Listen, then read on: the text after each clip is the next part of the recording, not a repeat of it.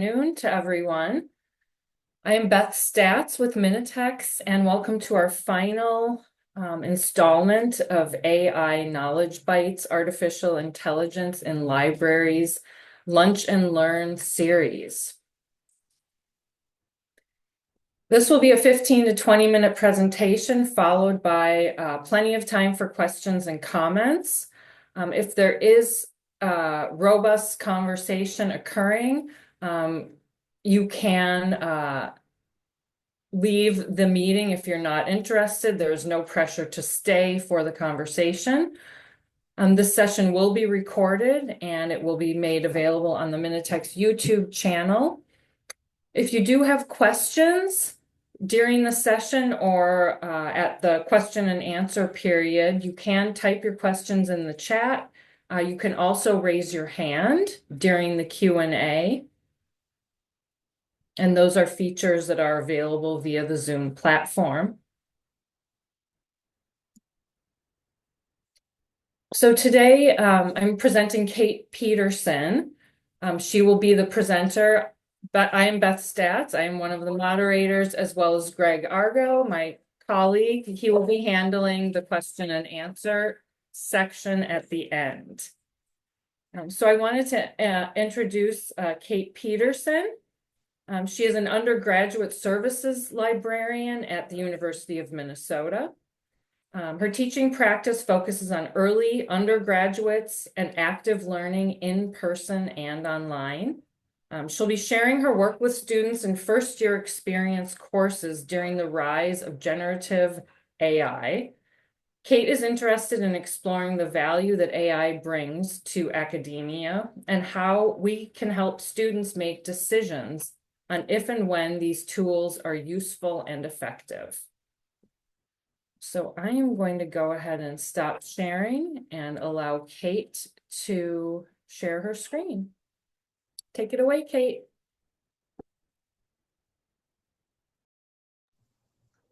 All right, thank you so much, Beth. Hopefully everybody can hear me and see the slides. And the lovely moderators will absolutely help with that. So if you have any technical things, again, put it in the chat. And we have a lot of folks looking at the chat, which is great. I'm really excited to be here. I definitely didn't totally get the 15 to 20-minute memo, so I probably have a little bit longer to talk, but my goal is to be done by about 12:30 to leave plenty of time for Q&A as well. So I'm going to go ahead and get started. So what I'm hoping to talk about today, of course, I have a very ambitious plan of what I want to try to talk about. So I want to learn about a little bit more about who's here in the Zoom, talk briefly about ethical concerns when it comes to generative AI. Think about how it is what I'm going to use for a while because there are so many different things that come when we're talking about these tools. So I'm going to use it for a while. So how it is being used with a quick explanation, some snapshots of some of the stuff that I have been seeing, and then trying to get beyond it, which is very vague. And then again, finally getting to that point about making decisions. So a few things. If you haven't already figured out, I talk pretty quickly and I'm really excited. I have a lot of things to share, but I can slow down. I'm happy to slow down. Happy to pause for questions. And there's definitely going to be some times for you all to put some stuff in the chat, especially at the beginning here. But I'm also around, so if there are other questions at any time, either at the end of the session or again, my email address is shared. And then definitely feel free to sit back and relax. These slides will be shared. I have a ton of links in them. But I'm not going to click on a lot of those links. So imagine the slides are also a little bit like handouts. There's kind of a lot of words on them. I'm not going to read all the words. But again, I just tried to make the PowerPoint into something that is hopefully really usable as well. All right, so real quick in the chat, I'm so interested. Who are you? Briefly share whatever you feel comfortable sharing. Again, this is being recorded, so you definitely do not need to participate in any chat if you don't want to. But I'm just curious, where are you from? Big institution, small institution, school library, academic library. Again, really however you want to briefly answer this question, throw it into the chat. And I have 3 chat questions real quick. So I'm just going to kind of do them rapid fire, kind of a minute each or whatever. And I'll just be kind of scrolling through. So thank you all so much for, again, whatever you're willing to share there. And I see some familiar names in the chat, which is really exciting, as I bet you all do as well. I see lots of Minnesota folks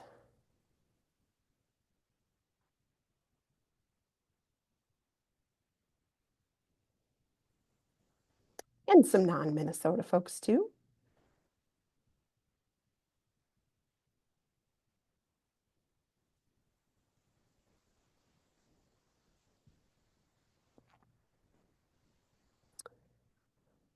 All right, awesome. Okay, so keep putting that in. My next chat question is, what is one goal, one of your goals for the session today? Or what's one question that you want to try to ask? And again, anything that you put in there is just fine. Just one thing to, again, kind of guide your thinking during the session today and possibly help me figure out where to put a little bit of time.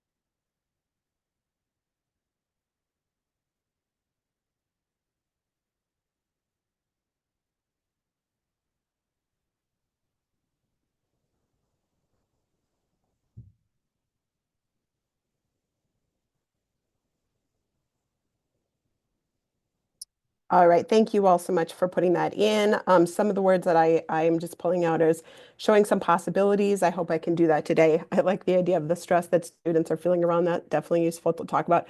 Thinking about integrating and how can we have a role in all of this sort of stuff. So we'll definitely be touching on those aspects. And then again, just think about that goal as you're sort of sitting back and watching this content. I am going to cover a lot of things. All right, this is almost my last chat question. So real quick, rate your use of generative AI from 0 to 5. 0, never used. 5, whatever 5 is, using it a lot, using it most days. Again, any answer that you want to put in is just fine.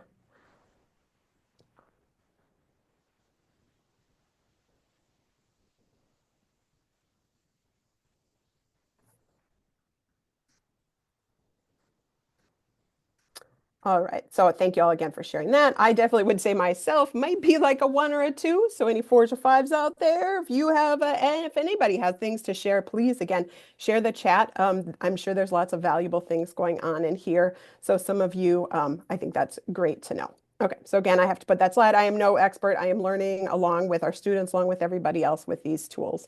So again, please correct me if I say anything incorrectly and you know more. Happy to get feedback like that. So real quick, of course, I want to just talk about, I think all of us could do a whole session about the ethics around these tools, but that's not what this session is. But I do want to acknowledge that there are a variety of valid and serious ethical concerns around these AI tools, exploitative labor practices, social, cultural, economic impacts, probably most of which we can't even think about yet. The well-documented bias and discrimination. I think of many people have talked about these tools like bias amplifiers. From the library world, of course, we have privacy and copyright. And again, sharing with these tools with, again, extreme caution, I may think is really helpful, and environmental impact as well. So we linked on this slide some of the policies at the University of Minnesota, just in case anybody was interested in seeing those, but I know you all probably have some additional policies at your own institutions as well. All right. So there was my, again, about 20 seconds on ethics. Rate your level of concern about the ethical issues. 0 to 5, kind of that same thing. 0, no concerns. 5, very concerned.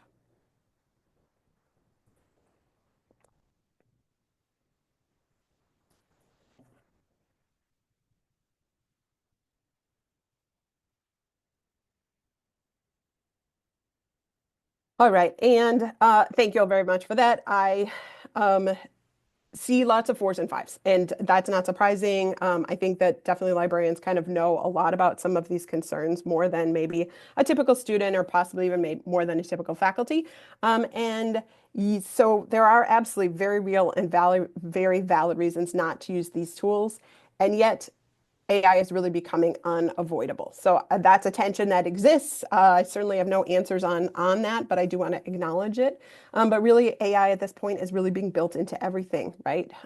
Interfaces, search engines, phones, social media, chatbots, websites, ebooks, library tools, and on and on and on. And I'm sure just we're going to be seeing more and more of that in 2025. Um, which makes for interesting times, and yeah, I'm just going to sort of put that there. But I also do think that really this idea or the concept of AI literacy, if you want to call that, really is becoming essential in all of our work for lots and lots of different reasons. So how is it being used by undergraduates? I don't have a great sense of this. I don't think anybody does because, again, what is it? Um, it's hard to count. From my experience talking with students, most students have tried some tool. Some students use them all the time. Some students have never tried it. And that's kind of a typical range of a specific class. I know it varies a lot by discipline. It varies by level and knowledge. And then, of course, what is an AI tool even? I definitely use Zotero. I had never thought of Zotero as an AI tool until I heard a student talk about it as an AI tool, and I was like, "Oh, that's interesting." Or tools like Grammarly or EasyBit, which students, are pretty familiar with and do use, versus a tool like ChatGPT. So again, very confusing about what it is. Here's just a quick data point. I just pulled our LibGuide statistics about our sort of guide about ChatGPT and other AI tools, just to kind of give you a sense of, again, ongoing interest in this topic. So here are some views from 2023 and 2024. So overall, our guide has like, 30,000 views, which is pretty incredible. So there's definitely a lot of thirst, and people really want to know more about these tools, just like we do. Okay, so now let's interrupt for a quick, but what is it? So this is where I kind of want to be sure that I'm giving you all some tangible things about how I am trying to talk about these tools and to talk about it in the classroom with either instructors or with students, depending on my audience. So this, again, slide has a lot of words on it, and I would not really use this slide, but I do, it has a lot of good things. So this is from EDUCAUSE's 7 Things You Should Know About Generative AI, and I sometimes like taking other people's words to sort of talk about these things. But when I am talking about it or a generative AI tool, what I'm really talking about right now would be kind of a large language model. So an algorithm-based models with an evolving set of rules based on a training set of data. Generative AI, I think we probably all know, makes predictions about the next item in a series. And overall, the systems are getting better at making predictions. And then the combination that I always try to explain to students too is that the tools are making a prediction of what comes next, but they don't think. So I often like to talk to students about what it isn't. So what isn't a generative AI tool? And again, probably a lot of things that we already know. So I describe it to students that it isn't a search engine, that it definitely isn't searching good information, that instead it has been trained on, most of these large language models have been trained on, the free internet. So what I would say is Wikipedia and things like YouTube transcripts. And it's using those to, again, predict that next best word. It makes us feel like they think because they use that natural language processing. So they're really good at sort of talking to us, but it isn't actually thinking. We know, of course, it's not a library database. They don't think. They absolutely mix correct and incorrect information, and some additional things. So these are things that I usually try to always explain to students whenever I talk about anything with an AI tool, to be sure that everybody has at least kind of a baseline of knowledge about how these tools are working. I've been trying to do a lot of teaching about it in my just sort of day-to-day practice, probably for the last 18 months, but that has taken a lot of different forms. And again, where I sit in the university working with lots of first-year undergraduate students, I feel like it's my obligation to be sure that they are at least getting a little bit of information about it. So for the most part, what that's actually looked like is integrating information about it into existing content. So for example, we do a workshop called Tips for Taking Notes. And like, of course, we should talk about that in our, the workshop we've been teaching for a long time, because there are a lot of tools that can help with that. Or or again, tips and tools for avoiding plagiarism. So these are some standalone workshops that we do where I'm just trying to work to integrate the tools into the existing content, not a feature of it, not a major part of it, but to, acknowledge it exists, explain how the tool works, and then talk about how they might want to use it. End of semester planning. I just taught the workshop on Friday where we talk about study tips and tricks. And again, AI can be a really good tool to help students make study plans or writing plans or things like that. So lots of different ways that these tools can be introduced to students, not just the quote unquote research, which of course is also important as well. Um, in my sort of course integrated instruction, I am the liaison to the writing studies department. So here at the university, that's a scientific and technical communication degree. But I also work with our honors college. So for example, I'm doing a library instruction session for an honors thesis research and writing course. And just wanted to be sure, again, that I had some tips in there, although they were going to be talking about it in their class as well. Here are two examples of, again, slide decks. So you'll all be able to click on this at some point. I know you can't now, which is probably frustrating, but one is a standalone workshop called Introduction to Generative AI for Research and Writing. So this is something that I've been teaching again, probably the past 18 months, maybe 12 months or so, probably about every 3 months. And the audience for this mostly would be, I would say, graduate students, but also instructors, staff, undergraduates. And it has been a wild ride in terms of just teaching an open workshop. I've had 250 people register. I've had 10 people register. I think it just depends on kind of where it gets advertised and things like that. So again, y'all can look at those slides. And then we also tried to do one last spring that was really thinking about working with a campus partner, mostly about how to help students use the tools better. And we only had about 6 students, and I'm not necessarily saying it was a success. So that's something I definitely want to work on is kind of some of those pieces. So now I want to give you a couple more. So those are standalone workshops. I want to give you a couple of examples of how we're trying to think about assignments and how it can be used. So the classes that I do mostly are 1 credit classes where students are learning how to get involved with undergraduate or, excuse me, faculty sponsored research. So I usually have a cohort of students that, again, are taking this 1 credit course. So it is not a huge, AI is not a huge part of the course, but we want to be sure, again, we're introducing it and also just get some feedback from students at this point. I know that that's going to be changing in the future. So quick examples of some first-year students in spring 2024.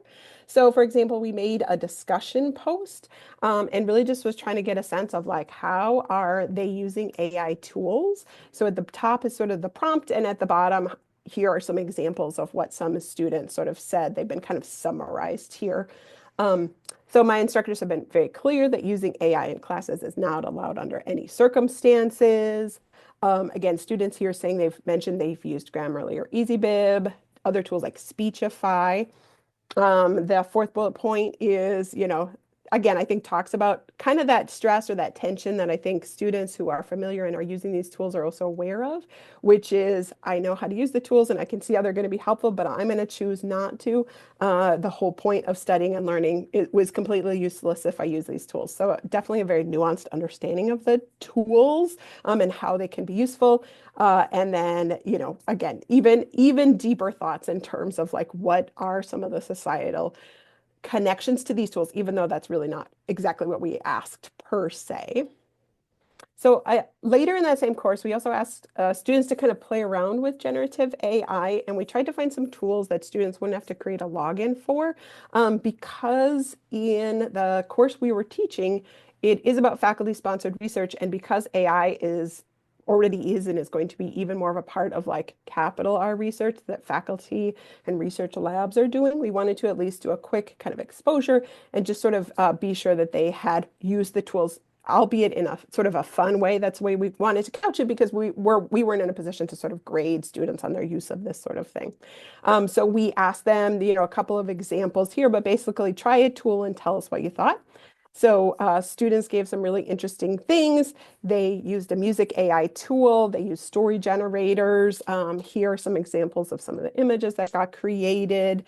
And overall, it was really interesting just to hear both what they did and then what they thought about the results, and really getting them to think about and evaluating those results. So kind of a different thing that I did in this fall semester with first year students. So this particular assignment I wanted to integrate, but more around thinking about that study planning piece. So we talked about in this assignment about the studying reality check that a lot of first year students may or may not know, where they're supposed to spend 3 hours of outside time doing homework for every credit hour kind of thing. And then ask them to, again, put in a prompt into an AI tool to create a study plan for something that was coming up. And overall, again, lots of different results of that. But I think overall, the consensus from students is that they really weren't particularly useful. I think they all thought, or I would say again, a general consensus is they all appreciated what the tools did, but that they didn't think it was actually that useful. They already kind of knew some of this stuff. So a lot of these students already were pretty familiar, I think, with time management and study planning. I did definitely have a couple students, though, who said that this was really helpful and interesting to them. So again, you kind of see the differences between different students' individual lived experiences and what value they might find. All right, so one more example from transfer students. So this is also a 1 credit course connected to getting started with faculty-sponsored research. So trying to think about, all right, give students a little bit more choice in this particular assignment. So you can see we kind of added on for what we did earlier. So use it to make something fun, try a research tool, or try it with time management. So give students some options to kind of play around it and then tell us about it.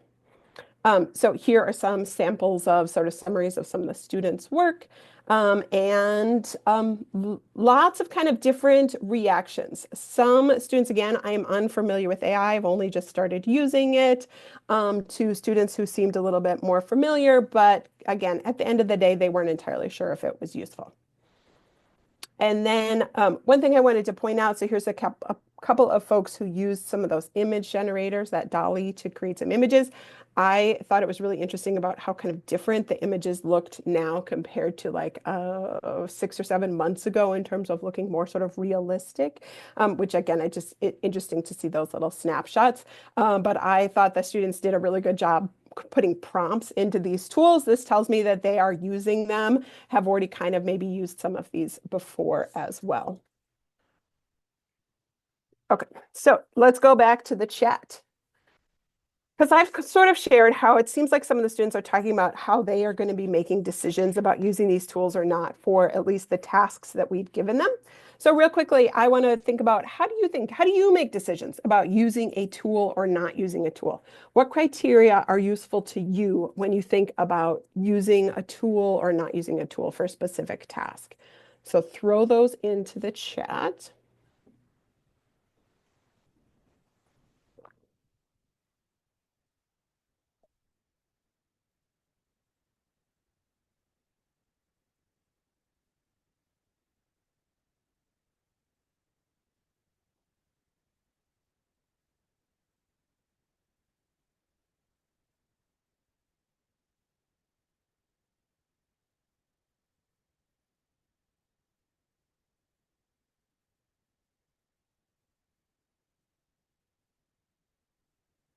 All right, so there's lots of good answers in the chat. And I think really what I just want to point out is that this is stuff that we work with students all the time on. I'm going to do one of those things. We talk about evaluating the tools that they're using, whether it's a library database, whether it's a search engine. This is not new stuff, whether it's Wikipedia, whether it's a tool like that. And I do think that that same concept of using those coming up with those same criteria and decisions based on, again, individual students, what the assignment is, what they need, are all applicable to using AI tools as well.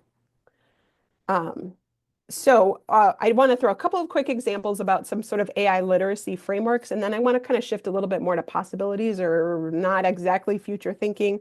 But there are, of course, a number of examples out there. Maybe some of you have seen these.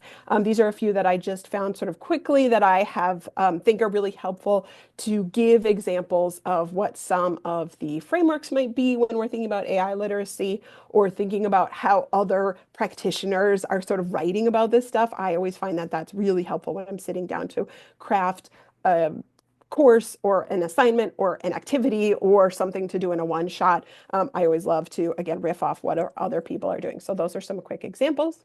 When it comes to thinking about AI student learning outcomes, again, this is a framework for AI literacy. This is from EDUCAUSE. So I thought this little visual was very helpful in terms of kind of understand, using, analyzing, and creating AI, something we're probably all kind of familiar with, but I like to see it put into a nice pyramid. But I have to say, actually, for me, one of the favorite things that I do with AI is helping me to write student learning outcomes. Um, I like writing student learning outcomes, and it's one of the things that I always do before I start whatever the activity assignment or session that I'm doing, but I also find it challenging. And I have found in conversation with an AI tool like Microsoft Copilot or Google Gemini, I found that they're actually very good partners to help me to clarify my own thinking about what do I want that student learning outcome to be? What do I want students to be able to do with this AI tool? Even if it's just experimenting, or as we move forward, I think it's going to be more concrete things. The University of Minnesota, for example, right at the beginning of fall semester, we licensed using Microsoft Copilot. So that's kind of the tool of choice now at the university. So students can log in with their University of Minnesota credentials. So probably that's a space that we're going to be exploring a little bit more so they don't have to necessarily create an additional login with another site. And then let's move to the possibilities here because I really do think we need to move beyond it. And when I think of it, what I'm really thinking about is tools like ChatGPT or Google Gemini or Microsoft Copilot, those things that are sort of search engine like, where you're just asking questions of like all of this content. Instead, I really think, as many of you probably do, that the one of the ways that AI is definitely being used is much more specific around specific content that is going to be more useful. So I'm going to share a couple of personal examples of kind of aha moments I had when I was thinking about these AI tools. So the ChatGPT can live over there. And now let's talk about just the application of the technology for specific content.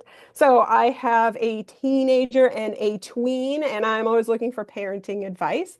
So one of the things that I do is listen to a very exciting puberty podcast, and have been uh, and the authors or the creators of that podcast recently wrote a book, and then now they are basically selling the place that you can go to ask questions using AI, kind of a chatbot to get parenting answers so that it will kind of only look in the book and the podcast transcripts and other content that they've created. And then that's kind of the small, I don't know if it's a walled garden. I don't know if that's the right thing, but that I'm could be searching for. So again, I had an aha moment of like, oh yeah, that really makes sense to me. I trust these people with the content. Now I want to just search the content for what I want to look for.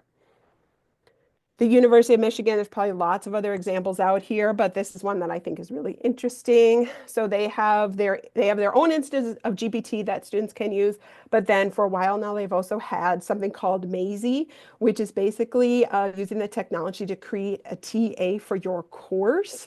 So I went to look at the page today, and it says that you can join their team to help create a TA for your course using the AI or using AI Tutor and Canvas. So again, another epiphany, like, oh my goodness, that's so amazing to think about as an instructor. I have my course content. Now this tool could be put in seemingly in some way that would just be connected to the course content. And what would that look like? And then I mentioned I had a teenager. So as I was working in this, I walked into my teenager's room, and they're working on science. And lo and behold, here is Flexi. Flexi is something that they then had next to the science lesson that they were working on, reading about population. And there you could ask Flexi, and Flexi was going to guide you on your learning journey. I had no idea that this was just like now available to my kids. I assumed that this sort of, I don't know, feature was at least a few years off, but no, lo and behold, there it is. And there they are kind of getting things like test prep or asking questions as well. And chatting with a textbook is also another example, which again, in my head was a couple years off, but of course it is here because everything is moving at lightning speed at this point. So this was just a quick example that I found in terms of this CK.12. Some of you might know about this website. I really don't know. That is where Flexi comes from. It looked like a cool website in terms of open content, but they have here college textbooks that have this like ability so you can chat with your textbook. So again, some of the possibilities of this. So let's talk real quickly about research tools and then also thinking about copying and pasting into the tool. So I just tried to pull a list of a bunch of different sort of research tools that are available. Some of you have probably used some of them as well. If you haven't, I definitely recommend maybe trying something like ChatGPT, or a new one to me was Kenius. I'm not even sure if I'm pronouncing that correctly, but that's something where, again, you could chat specifically with a journal article, for example. So I'm just going to put that out there. There's a lot of copyright concerns about that. But I think, again, it's an interesting use of thinking about the technology, maybe thinking about chat with a government document, for example, if you wanted to try out the technology with a PDF, and then lots and lots of things are trying to figure out how to search through this research literature piece. But then why stop there? How about making your own LLM? So these are some examples that I got from one of my lovely colleagues, Cody Hennessy, who has been experimenting much more in this space. I think some of the Minitex librarians might have been experimenting with this as well. Hugging Face is a free tool that you can use to sort of play around with the idea of making your own LLM. And give you some examples about that. So two examples from Hugging Face is, this is, again, for those of us in the academic world, notorious reviewer number 2 who will trash your scientific manuscript. So again, I'm not necessarily saying anybody would take their manuscript and put it into this to just see what it does. But again, imagine if it were kind of in your own space, so you're not sharing it with somebody else that would share your manuscript for training, but instead it is giving you kind of critical, possibly really cranky feedback that would help you to improve your writing. So a lot of question marks about there. Another example that, again, Cody Hennessy had created, which I think is really interesting, is thinking about something like Minneapolis 2040 plan. So a plan that was created by city government to talk about the plan, and creating an LLM that students, for example, could use if they were in the course to ask questions of the plan itself. So sort of that like chat with your textbook idea, except chat with this government document plan that might be pretty tricky to read. And we probably wouldn't want students to start at the beginning necessarily and read, 200 pages about it, but we do want students to interact with it. And is this a new way to do that? All right, so I'm almost done here. What's next? Oh my gosh, who has ideas about what's next? The things that I want to be sure that undergraduates are understanding is that we understand how the technology works. I think experimenting with it for a variety of purposes, both in the classroom, out of the classroom, career stuff, things like that is really important. Obviously, we all know the technology is changing faster than we can possibly keep up with. So that's why we need to learn about the criticisms, those possibilities, and be really critical. And I think both for myself and for students, figuring out how to help them to make decisions and talk about the decisions that they're making is going to be really helpful going forward. There are also a ton of conversations going on in and outside the library world, other disciplines, because disciplines are really taking this stuff very differently. Business is very different than humanities, for example. So this is another thing that I think students can really engage with is find readings about this stuff and how it's being used as well. All right, I am finishing up, Greg, but if anybody has questions, feel free to start putting into the chat, or if we're using the Q&A feature. If you haven't seen this yet, this is Sal Khan, the founder of Khan Academy, who talks about how these tools are going to really help education. I found it very valuable. And then lastly, I think this is one of my last slides, is just some additional resources. The University of Arizona LibGuide here, AI Literacy in the Age of Chatbot, I think is a really, really, really good, because it gives a really good example of how the University of Arizona is trying to talk to both students and faculty about these tools. And then lots of other links as well. Now I'm going to stop talking and turn it open for questions, comments. If people have thoughts, definitely feel free to share those. That would be great as well.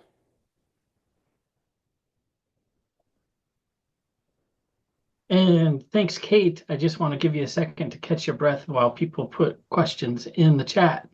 Um, One thing I was wondering about was if ACRL has done anything with framework or any suggestions about how AI works into all of that. Yes, I certainly am no expert in this, but I do think that it's interesting that the way, to me, the ACRL framework is written is it is so tool agnostic that I do think that a lot of that framework really applies, and you can just apply it to either a specific AI tool or to generative AI tools more broadly. I think it actually works pretty well for that sort of piece.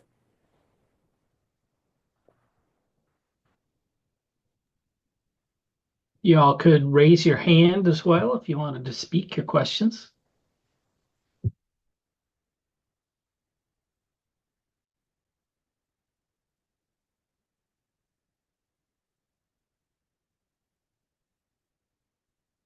Thanks, Joe. He says this highlights the fact that there is so much to look at and review in order to provide good guidance.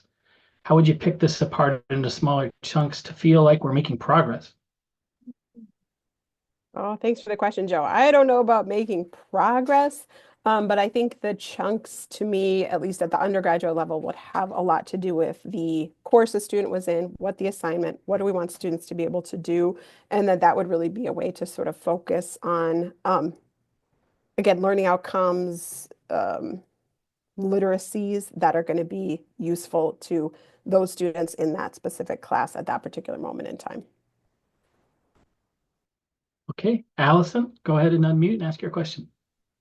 Hi, I'm a high school librarian, and I was at a conference with some of my colleagues. We have the International Baccalaureate program, and we were at an IB conference, and we talked a lot about it in the library session. And our coordinator, we got back at the end of the day, and she said, "Okay, did you guys talk about it? What are we going to do to combat it?" And I said, "I'm going to stop you right there." But like, and some of you are in a huge system, but I have like 170 teachers who I think want to slam on the brakes and say, this is all bad, and we are going to pretend like it's not a thing when I know that our students are absolutely using this. So, like, how that's too much to ask you, but like, how do we need to like demonstrate some things that could be really great and try to hook them that way? Or like, how do you suggest we get people on board with being like proactive about this versus AI is all for cheating and it's bad? Because I think that's where they're at right now. Yeah, Allison, I bet you have some ideas on this as well, and I don't want to be the expert with working with, high school teachers for sure. I think the way my brain works would be to like actually ask the teachers that same question, ask them to come up with that sort of thing. I think definitely like at the university level, one of the trickiest things that I'm finding is just the wide range of the difference between disciplines. So to draw a very broad brush, business, all in, right? Like you're going to get your ChatGPT, you're going to get your subscription as part of your textbook. We're not even going to give you a textbook anymore. You're just going to get a ChatGPT kind of thing. So again, what are the skills that a student would need to try to know to be, to be able to navigate that and make good decisions? Two, again, our first year writing program is in that sort of space of like do not use, but within that there's a lot of variability. So that's not a perfect example, but at a curricular level. So I guess maybe I only just have one quick thought, which would be that I do think that the skills that teachers are teaching absolutely apply to the AI tools, that it isn't a different skill set. It's just applying that same skill set to whether it's Google, whether it's Wikipedia, whether it's, the library database that you're sort of, again, having to make decisions about. Are you going to use what you're finding? Is it useful to you? And so maybe it can be, again, a reframing, not the old is bad and this is all new. I do think it's very similar in terms of that skill set. I don't know if that's helpful though. And who else has other thoughts or comments or ideas? Again, feel free to unmute and share as well.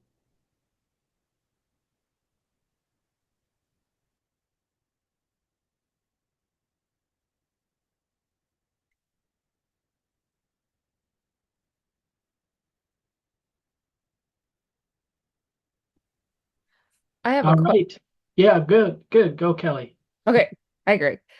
So my one question that keeps coming up in relation to transparency is this idea that students should always be transparent about where they're using AI and to what extent. But I find that when you turn that question around to administrators and staff and faculty, they're like, oh, it's not something they've thought about. Like, how do you maintain transparency as a librarian with these tools that you're using? And in some ways, I feel like it kind of boils down to, do people want to pass the AI work off as their own work? And how do we separate that, maybe our tendencies with what we teach the students about transparency? Yeah, I think that's a really good question and thought, Kelly. I definitely don't have a great answer for that. I think to my mind, the way I would answer it in the short term is at least with students and or with other folks is case studies. I went to a session, I can't even remember where it was, and I should be able to. Maybe 12 months ago or something. Anyway, but they gave a lot of really short case studies to me where it was sort of like a very kind of clear cut. Everybody was like, oh yeah, that's bad, but then moved into really grayer and grayer and grayer territory. And then it was like, oh yeah, well, that's fine. I'm okay with that. That's fine. That's fine. And I think if we provide some opportunities, if it makes sense, to try to like just again explain that there is this whole spectrum and how you're using it is going to be different. And maybe thinking about when is transparency really useful. Again, in an assignment, yes.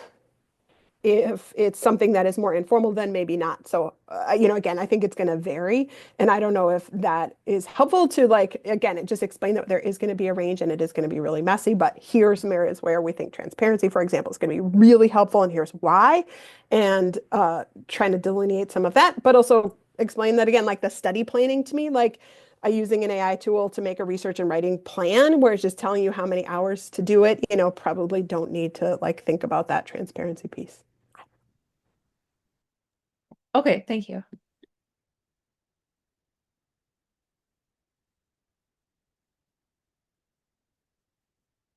Hi. So I'm Go an for it. information literacy librarian and do instruction, and this question came up a little bit, but how do you? I've gotten some requests to somehow teach AI as part of my one-shot bibliographic instruction sessions. Any ideas on how to blend that? For me, it just doesn't feel like once we're on the train of, teaching the different resources to help with students' research, AI doesn't necessarily fit because we're looking for them to use academic resources. Just curious if you had thoughts on that. Thank you. Yeah, Heidi, again, I would love to hear every single person in this room's thoughts on that because I bet there's some really interesting ideas and thoughts. I feel like I'm in that same place at this moment where um, I still feel like the most of the content that's going to be most useful to students is, again, to me, focused on the University of Minnesota libraries, for example, partly because of paywalls and tuition dollars and, all of those issues. But that's something that so what I would tend to do is try to bring it in and maybe get how many students are using them? Do they have a favorite tool? How are they using it? And sort of in the same way that I might think about, yes, Google is a tool, Google Scholar, Wikipedia, those are all tools you can use in your research. Here's some reasons why using these tools is actually going to help you to be more efficient and effective. Not necessarily trying to say those are bad, these are good. That's not a perfect answer, but that's kind of where I am right now. I think 2 years from now, again, we can all look back at this webinar recording and see how either wrong we all were or how cute it was that we were thinking about it in these ways. Because I do think that it's going to probably just be part of the library tools that we're using. And it won't be, I don't know what the conversation is going to be like, but it's probably going to be pretty interesting and different. Via chat, Kelsey shared a comment. I do a reverse lookup on citations generated by AI, and that helps to show AI making stuff up.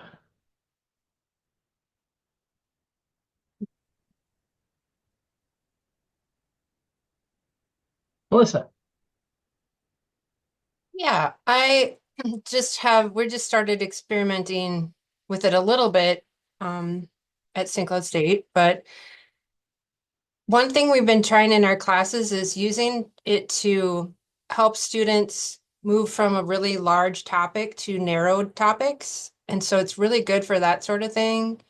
And even thinking of keywords, it can help with citation. So if you put in the name of an article, it actually, and then APA style or whatever style, it'll actually do that for you. So I think there are some little things that could be entree into it, and then it gives you the opportunity to sort of analyze it a little bit or critique it a little bit, or at least provide some little literacy tidbits about using it. And hi, Kate.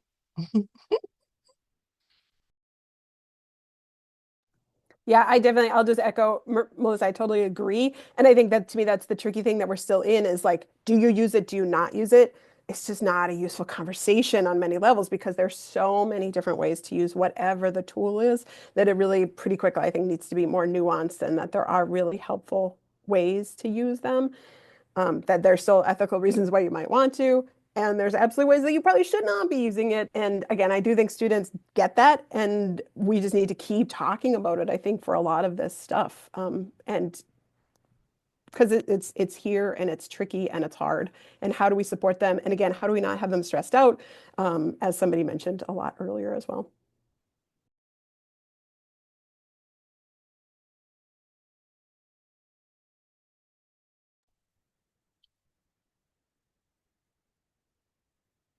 I think I'm going to wrap this up. It's getting close to the 1 o'clock hour, so we'll give people some time to get adjusted for whatever they have to do at 1. I'm going to share my screen real quick. And we'd appreciate it if you could take a short survey at the following link or QR code. In the near future, you'll receive an email with the recording, slides, and other relevant information. I just want to say that this actually wraps up our whole series of the AI Knowledge Bites. So also be on the lookout for a survey coming soon for feedback on the entire series. Thanks for joining us today. Thanks so much to Kate for speaking, and take care.